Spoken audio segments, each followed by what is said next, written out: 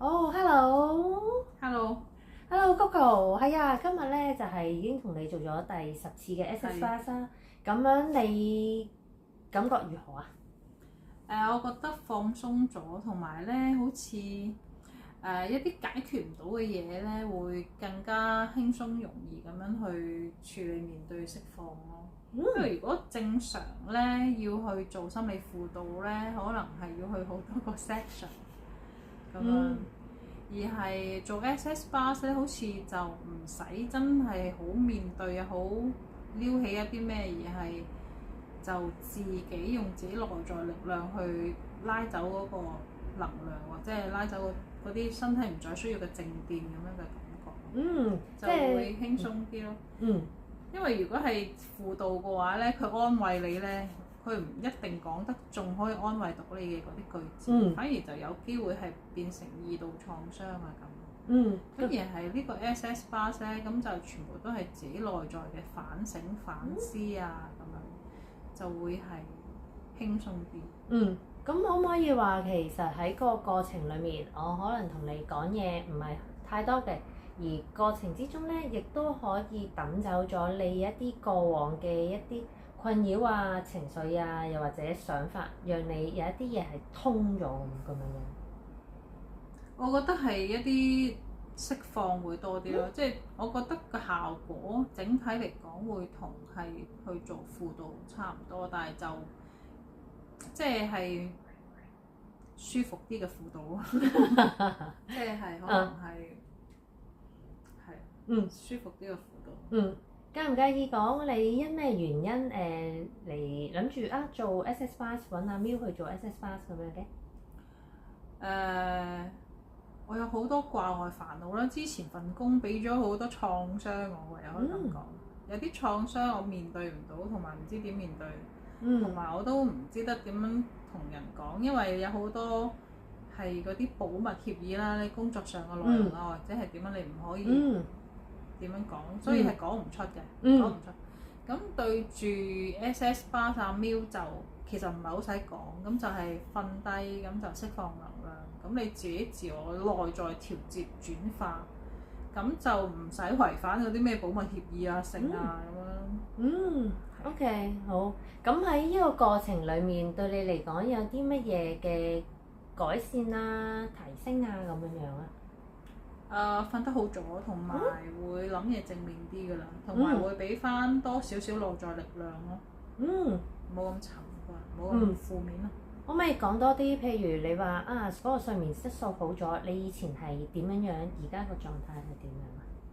即係可能都已經唔係好瞓得㗎，即係可能3、4點瞓，但係好焦慮嘅，即係可能7、8、9點醒翻，個人都係好繃緊。咁而家可能就瞓得冧啲啦，會即係可能都係3、4點瞓，但係個睡眠嗰個深度啊、質量啊有提升改善到。冇咁焦慮嘅醒翻個。OK， 咁仲有就係可能會唔會平時好多時都會浮現一啲過往嘅事情而困擾住你咁樣，咁嗰啲內在聲音又有冇咩唔同咗？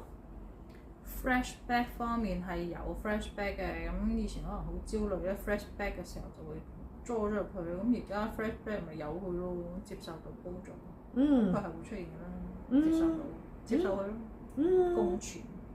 咁你學習咗啲乜嘢嘢啊？學習咗就係其實有好多種唔同嘅方式去面對自己內在創傷嘅，揾一個啱你嘅路。同埋 SS Bars 就如果要做就我建議係做10次8次，就唔好做1、2次嘅效果明顯啲。係因為都會體會到，如果只係做1次，可能嗰個持久性冇咁長咁樣。都係可能1、2次當係體驗咯，而係真係要跟隨某一啲嘢，可能其實都要10次8次。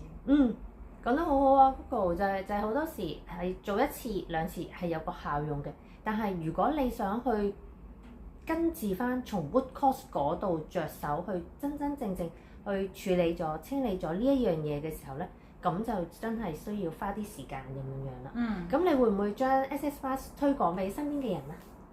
會啊，如果有興趣試嘅朋友，我都會推介俾佢哋。好啊。